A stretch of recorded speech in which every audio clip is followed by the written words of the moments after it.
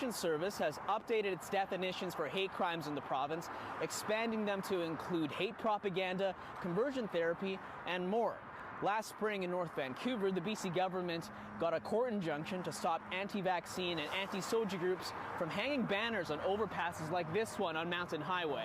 Including banners attacking kind of queer and trans inclusions in school, protesting SOGI 123, which is a resource for BC schools used in all BC school districts. At the time, some said the RCMP weren't doing enough to stop the protesters since they kept returning without penalty despite the injunction. It was pretty clear that the RCMP felt the language previously was not clear enough for them to be able to come out and charge people who were displaying messages of hate very frequently out here. And so I'm hopeful that this will now give the police the teeth to be able to charge and convict people who are spreading messages of hate. The BC Prosecution Service's updated policy now expands the definition of hate crimes to include mischief to property of an identifiable group motivated by hate, bias, or prejudice.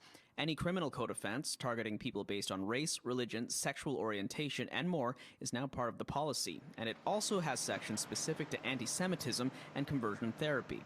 An activist in North Vancouver is calling these changes validating and a useful tool for those dealing with hate. These struggles are something that the communities have been dealing with for a very long time. And one of the kind of frustrating barriers to seeking a solution or an end to some of the hate going around is that, you know, hate crime legislation has been quite poorly defined.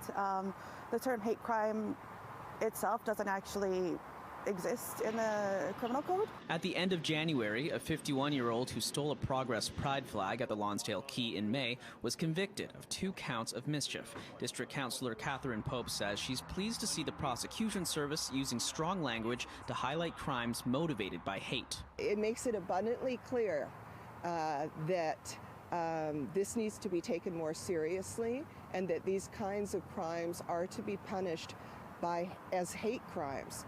Meanwhile, CSIS told City News on Thursday violent threats from the anti-gender movement are, quote, almost certain to continue over the coming year. In North Vancouver, Kier Junos, City News.